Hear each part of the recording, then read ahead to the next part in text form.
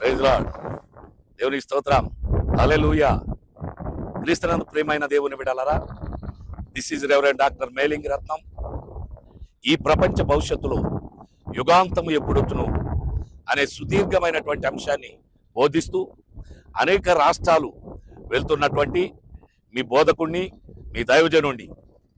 క్రీస్తునందు ప్రియమైన దేవుని బిడ్డలారా, గత 3 రోజుల క్రితం బెంగళూరులో ఉన్నాను. అక్కడ 4 రోజులు ప్రభు అయిన యేసుక్రీస్తు వారి 2వ రాకడను బోధించి, గత 2 రోజుల క్రితం చెన్నై ప్రాంతానికి ఆహ్వానించబడి చెన్నై ప్రాంతానికి వచ్చి చెన్నై ప్రాంతంలో ప్రభు అయిన యేసుక్రీస్తు వారి 2వ రాకడను గురించినటువంటి వర్తమానాలు అందిస్తూ ఈ ప్రపంచ భవిష్యత్తులో యుగాంతం ఎప్పుడొచ్చును అనే సబ్జెక్టును బోధిస్తూ ఉన్నాను. అయితే గత 2 రోజులు అయిపోయింది. ఈరోజు సాయంత్రం మీటింగ్ ముగించుకొని మళ్ళా తెలంగాణ ప్రాంతానికి వెళ్ళబోతున్నాను. అయితే ఈ మధ్యాహ్న సమయంలో నన్ను ఆహ్వానించినటువంటి వారు ఈ సముద్ర తీరానికి తీసుకొచ్చారు. ఈ సముద్ర తీరంలో నేను సముద్రం దగ్గరకు వచ్చాను. ఈ సముద్రం దగ్గర నిలబడి ఉన్నాను. మీకు అందరికీ ప్రభు అయిన యేసుక్రీస్తు వారి 2వ రాకడను గురించి తెలియజేయాలని ఆలోచనతోటి నేను ఈ విషయాన్ని తెలియజేస్తూ ఉన్నాను. మీరందరూ జాగ్రత్తగా వినండి. యుగాంతం అనేటటువంటిది ఎలా ఉంటుందో ఒక 15-20 నిమిషాల్లో నేను మీకు బయలుపరచబోతున్నాను. ప్రభు అయిన యేసుక్రీస్తు వారి 2వ రాకడ అనే సబ్జెక్టును, సుదీర్ఘమైనటువంటి సబ్జెక్టును బోధిస్తున్నాను. మీరు జాగ్రత్తగా వినండి. 2వ రాకడంతా కూడా ఓ 15-20 నిమిషాల్లో ఆ క్రమం అంతా కూడా ఎలా ఉంటుందో మీకు తెలియజేస్తున్నాను. క్రీస్తునందు ప్రియమైన దేవుని బిడ్డలారా, ప్రభు అయిన యేసుక్రీస్తు 2వ రాకడలో 2 దశలు ఉన్నాయి. 2 దశలు ఉన్నాయి. మొదటిది రహస్య రాకడ. రహస్య రాకడ అంటే సంఘం ఎత్తబడడం. ఆర్భాటంతోనూ, ప్రధాన దూత శబ్దంతోనూ, దేవుని బోరతోనూ పరలోకము నుండి ప్రభువు దిగి వచ్చి మధ్యాకాశంలోనికి వచ్చి దేవుని బోర ఊవని ఊదగానే కనురెప్ప పాటులో ఈ మట్టి శరీరాన్ని మహిమ శరీరంగా మార్చుకొని సంఘము ఎత్తబడుతుంది. ఎత్తబడిన 7 సంవత్సరాలకు ఆ సంఘాన్ని, కోట్లాది దూతలను వెంట పెట్టుకొని ప్రభు అయిన యేసుక్రీస్తు వారు ఈ భూలోకానికి వస్తాడు. రెండోది బహిరంగ రాకడ. బహిరంగ రాకడ అంటే ఎత్తబడిన సంఘాన్ని వెంట పెట్టుకొని ప్రభు అయిన యేసుక్రీస్తు వారు భూలోకానికి రావడం. ఎక్కడికి వస్తాడో తెలుసా? ఒలివ కొండ మీదకి వస్తాడు. జకర్యా 14:4లో ఈ యొక్క ప్రవచనాన్ని మనం చూస్తాం. ఒలివ కొండ మీద ఆయన దిగుతాడు. ఒలివ కొండ 2గా చీలిపోతుంది. తూర్పుకు పడమటికి చీలిపోతుంది. ఉత్తరం ఒక కొండ, దక్షిణం ఒక కొండ విడిపోయి మధ్యలో విశాలమైన లోయ ఏర్పడుతుంది. ఈ విశాలమైనటువంటి లోయ ఎప్పుడైతే ఏర్పడుతుందో వెంటనే ఇజ్రాయేలీలందరూ వచ్చి ఆ లోయలో దాక్కుంటారు.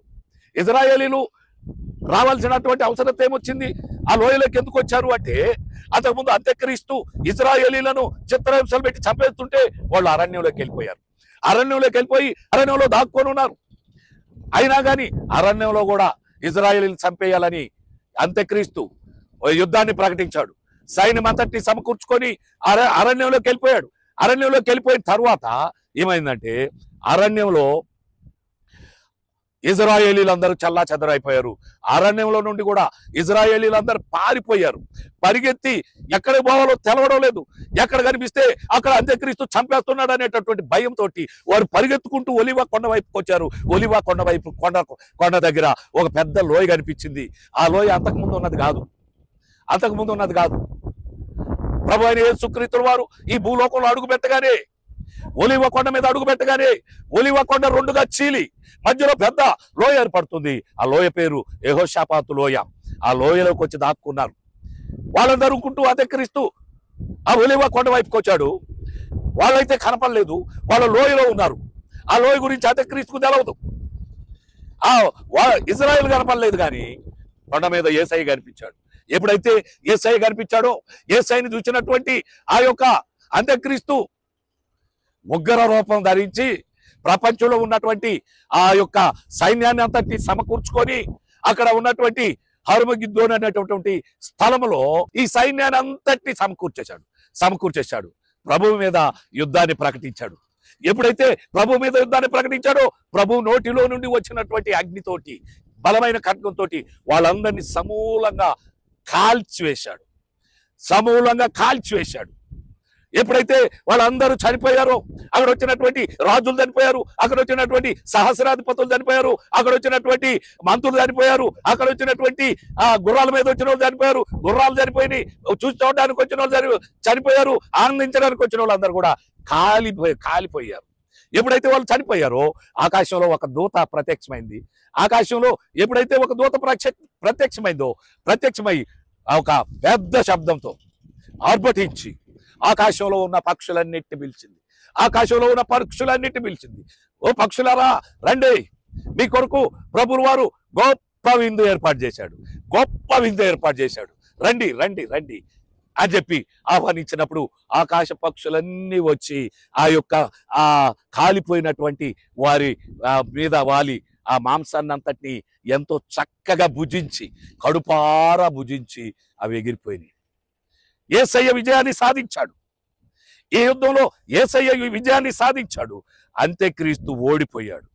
వెంటనే ప్రభుల వారు అంత్యక్రీస్తును అబద్ధ ప్రవక్తను పట్టుకొని సజీవంగా ప్రాణాలతోటి అగ్నిగుండంలో పడేశాడు. మొట్టమొదట సజీవంగా ప్రాణాలతోటి అగ్నిగుండంలో పడిపోయినటువంటి వారు ఎవరంటే అంత్యక్రీస్తు, అబద్ధ ప్రవక్త. వీళ్ళిద్దరు కూడా సజీవంగా అగ్నిగుండంలో పడిపోయారు. జనరల్ గా మనం అందరం లేకపోతే విడవబడినటువంటి వారు అగ్నిగుండంలోకి ఎలా పోవాలంటే చనిపోయి సమాధి చేయబడి తిరిగి లేచిన తర్వాత ఆత్మల అగ్నిగుండంలోకి పోతాయి. కానీ అంత్యక్రీస్తు, అబద్ధ ప్రవక్త సజీవంగానే ప్రాణాలతోనే అగ్నిగుండంలో వేసేశాడు. అగ్నిగుండంలో కాలిపోతా ఉన్నారు. అంతటితోటి మానవుల పరిపాలన, సాతాను పరిపాలన ముగించబడి దైవ పరిపాలన మొదలైంది. వెంటనే ప్రభువుల వారు ఏం చేశారంటే సాతాను గాడిని బట్టి అగాధంలో 1000 సంవత్సరాలు బంధించి మూసి ముద్ర వేసేశాడు. సాతాను గాడిని అగాధంలో 1000 సంవత్సరాలు బంధించేశాడు. ఇక వాడు బయటికి రాకుండా చేసేశాడు. ఆ తరువాత లోయలో దాక్కున్నటువంటి ఇజ్రాయేలీని పిలిచాడు. నా గొర్రెలు నా స్వరం విన్నని యోహాను సువార్త 10వ అధ్యాయంలో మనం చూస్తాం కదా. అక్కడే ఎప్పుడైతే యేసు ప్రభువుల వారు పిలిచారో ఇజ్రాయేలీలందరూ ఆ లోయలో నుంచి బయటకు వచ్చారు. ఇటుపక్క సంఘం ఉన్నది. హతసాక్షులైనటువంటి వారు కూడా బ్రతికి బయటకు వచ్చారు. వీరందరితో కలిసి 1000 ఏళ్ల రాజ్య పరిపాలన ప్రభువుల వారు ప్రారంభించాడు. 1000 ఏళ్ల రాజ్య పరిపాలన ప్రారంభించాడు. ఎంతో సస్యశ్యామలంగా 1000 ఏళ్ల పరిపాలన జరుగుతూ ఉంది. పరిశుద్ధులందరూ పరిపాలిస్తూ ఉంటే పాపులందరూ కూడా పరిపాలించబడతా ఉన్నారు. ఈ రీతిగా 1000 సంవత్సరాలు కొనసాగుతా ఉంది. ఆ రోజుల్లో ఆ పాపం లేదు, ఎవరు కూడా పాపం చేయరు, క్రూరత్వం లేదు, కక్షలు లేవు, ఏవి లేవు. సింహాలు కూడా మేకపిల్లలతో కలిసి సహజీవనం గడిపినాయి. అలాగే చిరత పులి, గొర్రెపిల్ల ఒక దగ్గరే ఉన్నాయి, తోడేలు గొర్రెపిల్ల ఒక దగ్గరే ఉన్నాయి. వీటన్నిటి చిన్న చిన్న పిల్లలు కూడా తోలుకొని పోయి మేపుకొని వస్తా ఉన్నారు. సింహాలు గడ్డి తిన్నాయి. అలాంటి పరిపాలన 1000 సంవత్సరాల పరిపాలన ప్రభు అయిన యేసుక్రీస్తుల వారి సమక్షంలో జరిగింది. ఆయన ప్రభువుగా రాజుగా ఉండి ఆయన పరిపాలిస్తూ ఉంటే మనం అందరం కూడా రాజులమైన యాజక సమూహంగా ఈ లోకాన్నంతటిని పరిపాలించే వారిలో మనం కూడా ఉన్నాం. ఈ రీతిగా 1000 సంవత్సరాల పరిపాలన పూర్తయిపోయింది. 1000 సంవత్సరాలు పూర్తయిపోగానే సాతాను గాడు విడుదలయ్యాడు. 1000 సంవత్సరాలు బంధించాం కదా, వాడు విడుదలయ్యాడు. విడుదలయ్యి వాడు ఏం చేశాడంటే వాడికి అప్పటికి మారు మనసు రాలే, అప్పటికి మనసు మార్చుకోలే. మళ్ళా వచ్చి మాగోగు అనేటటువంటి వారిని వాళ్ళని రెచ్చగొట్టి మళ్ళా పరిశుద్ధుల మీదకి, పరిశుద్ధుల శిబిరాల మీదకి, దేవుని ప్రియమైనటువంటి పట్టణం మీదకి ఉసిగొల్పాడు. వాళ్ళందరూ కూడా వీటి మీదకి యుద్ధాన్ని ప్రకటించారు. కోపం వచ్చినటువంటి ప్రభువుల వారు ఏం చేశాడంటే ఆకాశము నుండి అగ్ని కురిపించి భూలోకం అంతటిని కాల్చి బూడిద చేసేసాడు. దేవుని వాక్యం ఏముందో తెలుసా? పేతురు 2వ పత్రిక 3వ అధ్యాయం 10వ వచనంలో కానీ మనం గమనించినట్లయితే, ఇదిగో ప్రభు దినము, ఇదిగో మిక్కుటమైన మహావేంద్రముతో పంచభూతాలు లయమైపోతాయి. భూమి లయమైపోతుంది, ఆకాశం లయమైపోతుంది, గాలి లయమైపోతుంది, నీరు లయమైపోతుంది, నిపురు లయమైపోతుంది, ప్రపంచం అంతా కూడా కాలి బూడిదైపోతుంది. ఇంకేముందో తెలుసా? ఈడ కాలి బూడిదైపోయేదానికి ఆకాశాలు రగులుకొని ఆకాశాలు కూడా లయమైపోతాయి. ఆ సమయంలో ఆ సాతాను గాడిని బట్టి అగ్నిగుండంలో పడేస్తాడు. ప్రభువుల వారు సాతాను గాని బట్టి అగ్నిగుండంలో పడేస్తాడు. ఆ తర్వాత ధవళ సింహాసనం తీర్పు ఏర్పడుతుంది. ధవళ సింహాసనం మీద యేసు ప్రభుల వారు కూర్చొని ఉంటే ఆది నుండి ఆదాము దగ్గర నుండి చివరి వ్యక్తి వరకు చనిపోయినటువంటి వాళ్ళందరూ బ్రతికి బారులు తీరి ఆ ధవళ సింహాసనం తీర్పు ముందు నిలబడతారు. నిలబడినప్పుడు ఒక్కొక్కరి పేరు అప్పుడు గ్రంథములు జీవగ్రంథం ఓపెన్ అవుతుంది. గ్రంథములు అంటే నీ గ్రంథం నా గ్రంథం, జీవగ్రంథం అంటే అందరి గ్రంథం. దేవగ్రంథంలో ఎవరి పేరు అయితే ఉండదో వాళ్ళందరూ అగ్నిగుండంలోకి వెళ్ళిపోతా ఉంటారు. దేవగ్రంథంలో ఎవరి పేరు అయితే ఉంటుందో వాళ్ళందరూ పక్కన ఉంటారు. ఆ తర్వాత జీవగ్రంథంలో పేరు లేనటువంటి వాళ్ళందరూ అగ్నిగుండంలోకి వెళ్ళిపోయిన తర్వాత ప్రభు అయిన యేసుక్రీస్తు వారు నూతన సృష్టిని సృష్టిస్తాడు. నూతన సృష్టిని సృష్టిస్తాడు. క్రొత్త ఆకాశం, క్రొత్త భూమి, క్రొత్త సృష్టి. అగో నూతన యెరూషలేము పట్టణం, ఎంతో సుందరమైన పట్టణం. ప్రకటన గ్రంథం 21, 22 అధ్యాయాలు చదవండి.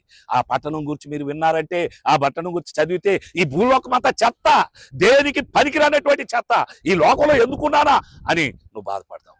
కనుక క్రీస్తునందు ప్రియమైనటువంటి దేవుని బిడ్డలారా, ఇది క్రమం. మన ఇంతకుముందు రక్షింపబడినటువంటి వాళ్ళందరూ కూడా ట్రాన్స్ఫర్ అయ్యి ఆ పరలోక పట్టణంలో ప్రభుతో కూడా యుగ యుగాలు జీవిస్తాం. కనుక ఈ నేడే రక్షణ దినం. మారు మనసు పొందండి, మారు మనసు పొందండి. ప్రభు అయిన యేసుక్రీస్తు వారు మధ్యాకాశంలోనికి వచ్చి దేవుని బూర బూవని ఊదినప్పుడు ఎత్తబడే సంఘంలో ఉండడానికి సిద్ధపడండి. ఎత్తబడితే అక్కడ సంతోషం ఉంది, విడవబడితే మహాశ్రమలు, 3.5 సంవత్సరాలు మామూలు శ్రమలు, 3.5 సంవత్సరాలు తట్టుకోలేని శ్రమలు. చచ్చిపోదాం అనుకుంటావు కానీ చావు రాదు. కనుక మనల్ని మనం పరీక్షించుకుందాం. ప్రభు అయిన యేసుక్రీస్తు వారు మన కొరకు అనేక శ్రమలు అనుభవించి, మన కొరకు చివరి రక్తం బొట్టు వరకు చిందించి చనిపోయి తిరిగి లేచాడు నీ కోసం. ఆ నరకం తప్పించుకొని పరలోక రాజ్యం రావాలని ఆయన నీ కోసం, నా కోసం, ఈ లోకంలో ఉన్న మానవాళ్ళందరి కొరకు ఆయన రక్తాన్ని చిందించి చనిపోయి తిరిగి లేచాడు. నీ కొరకు ప్రాణం పెట్టేవాళ్ళు ఎవరు లేరు, నీ కొరకు రక్తం కార్చేవాళ్ళు ఎవరు లేరు, నీ కొరకు చనిపోయే వాళ్ళు ఎవరు లేరు.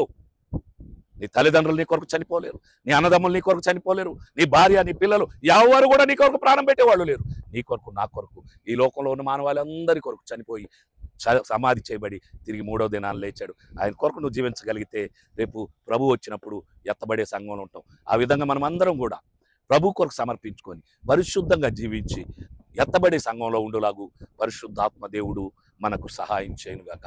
God bless you. దేవుడు మిమ్మల్ని అందరినీ దీవించి ఆశీర్వదించునుగాక. Amen, amen, amen. Thank you.